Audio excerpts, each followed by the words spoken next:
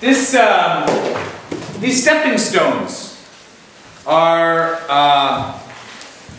the tool that many of us use for designing everything from small conversations all the way to huge initiatives.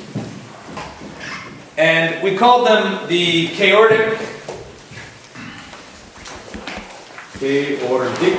Stepping Stones. So you know stepping stones in a river? You know, and you, okay, that's what stepping stones are. So the chaotic river that's flowing all the time between chaos and order, how do you get across there? Step on the stepping stone, okay? So there is a tool, if you go to the Art of Hosting website, you can have there's a tool that has many questions that we associate with each of these stepping stones. But I love this tool because this helps me when I'm working with groups to stay focused on what we need to do. So there's 9 of these stepping stones, and we're going to work with these today in the Design Cafe. So we're going to be able to apply some of these ideas. Each one of these things is a little conversation, right? There's a little question that goes with each of these things. And it starts here.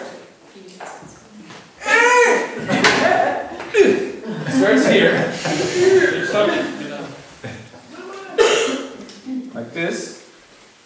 And then goes to here. And then, okay? 1, 2. So you can use them in order.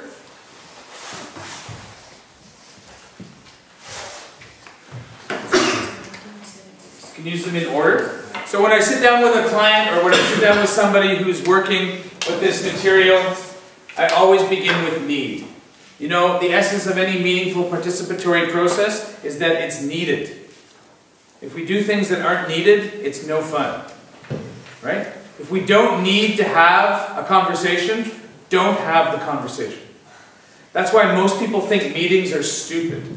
Because most meetings, people hold them, and we don't need to do them. Right? So everybody gives meetings a bad name. It's very important that we begin with understanding why we need to do what we need to do. And need is just about the present, what's here right now, that needs to change. Here's a situation, and we need to change it by including people. You got it? When you know what the need is, then you know what your purpose is. Here's the situation we have right now. How do we want it to be different? And how we want it to be different, that's our purpose. I am going to make it different. That's my purpose. Right? If we have in the world poverty now, I want the world to be prosperous. My purpose is making it rich. You understand? Need and purpose are very crucial. When you're designing, keeping need and purpose together all the time in everything you do is like the most important thing. If you start forgetting about the need and you start forgetting about your purpose, then things kind of turn into fog, you know? It's like, you know, the fog comes off the grass in the morning, it just disappears. So if you keep your need and your purpose together, then things are solid.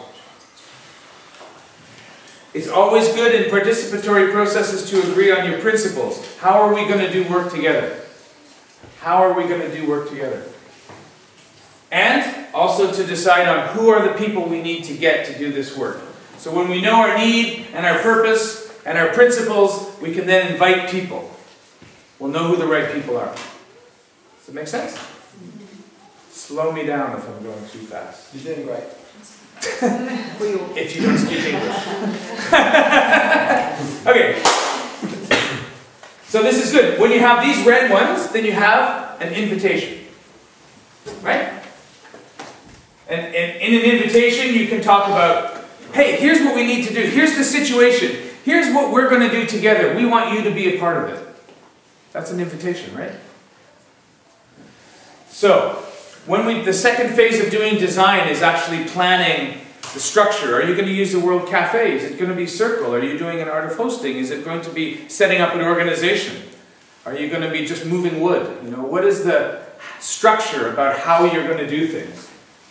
And so it starts to have the idea of a concept. Are we going to do a conference? Do we do a workshop? Is it one conversation or 3 conversations? Do we start here and go here? So just a concept, it's just a basic idea.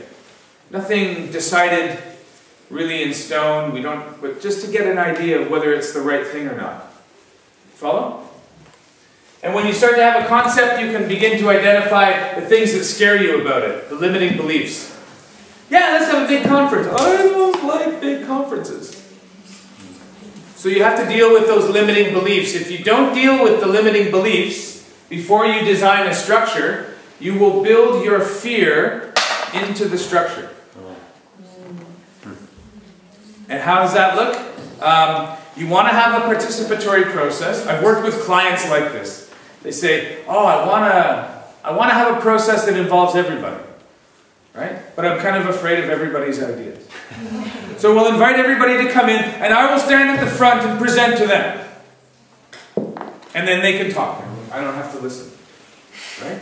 So, you know, it sounds like everybody's here and we want to include everybody, but because I'm still afraid of everybody's ideas, I've built in already to that structure that we're going to be cutting ourselves off. So you have to deal with the fear first before you design. So what scares you a little bit? What makes you tremble?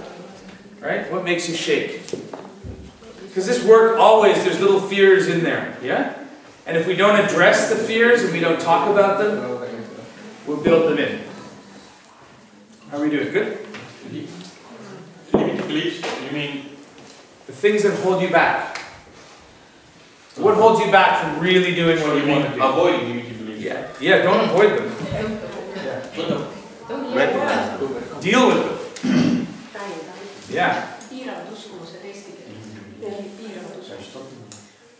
You can just imagine this as fears. So fears is a big part of the design process. If you just say, oh no, I'm not afraid, you know, then it's not so good. Okay, so you're going to build it into the structure. And then finally when we design, we always want to design the harvest before we do the work.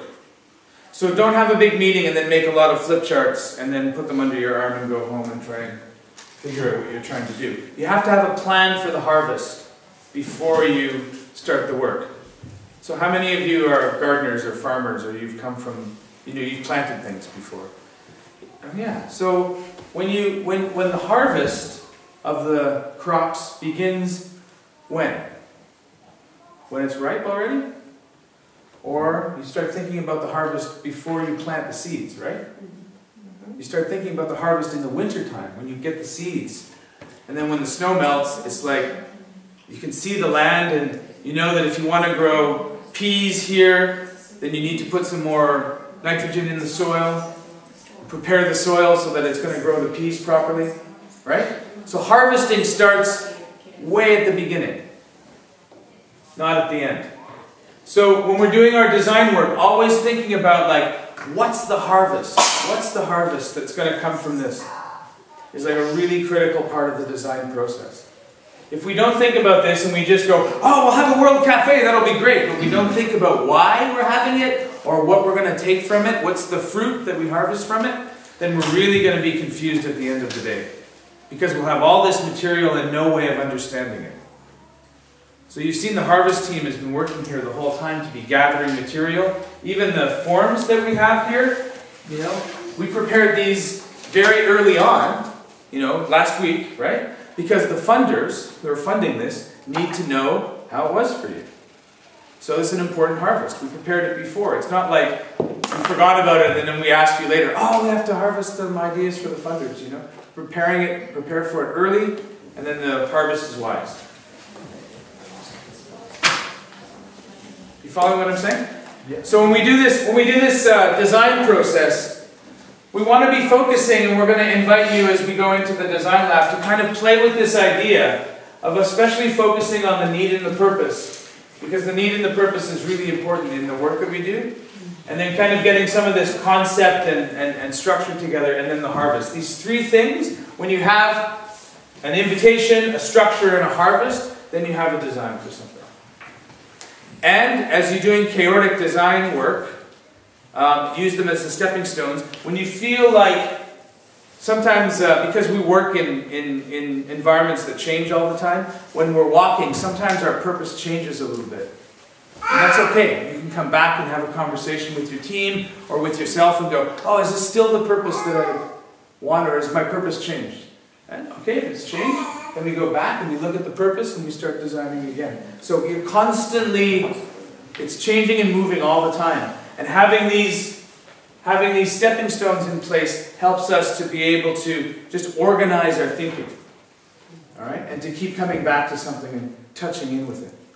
So it's a very powerful little design tool and a design process, and we want to offer it here. There's many resources you can find online. There's a few in the book, but the one I use mostly is not in the book, I noticed.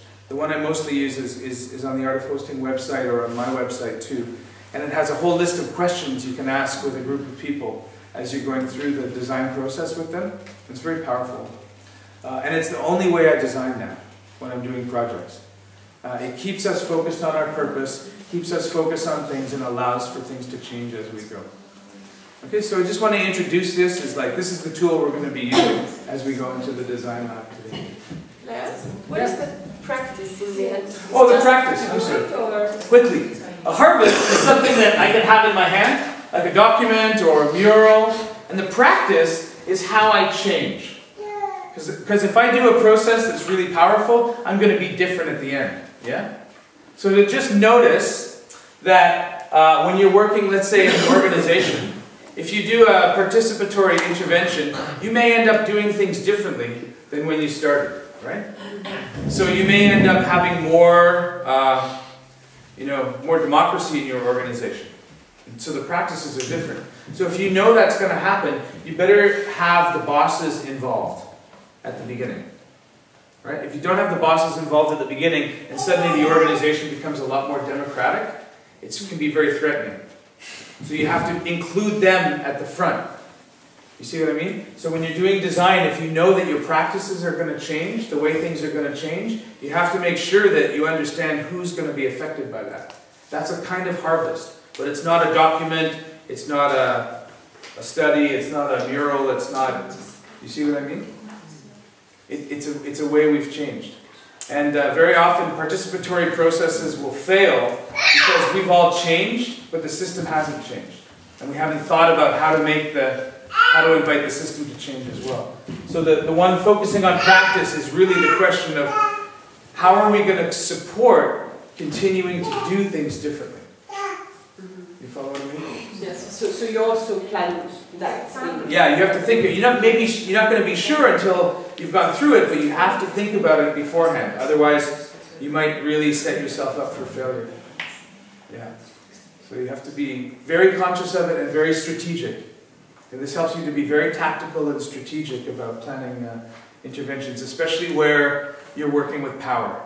You know, if you're in an organization, you're making things participatory. If people are threatened and you haven't thought about how to include them or deal with that, then they can shut it down right away. So this helps you to be strategic. Okay? Can you just quickly tell about the three principles again? I'm a little bit confused. It includes values that the people are working with? Yeah. So if you are accepting money for do different things behind the back or something like that, it should be open up. Should be open and transparent. Yeah. The principles are the ways we want to be together. Okay. Yeah. Yeah. Okay? So there's way more to do that, but mostly we're going to practice it because practicing it is the best way to use it. So these templates are going to help us do that, and we're going to work with people's real projects today to do that. Thank you. Thank you, Chris.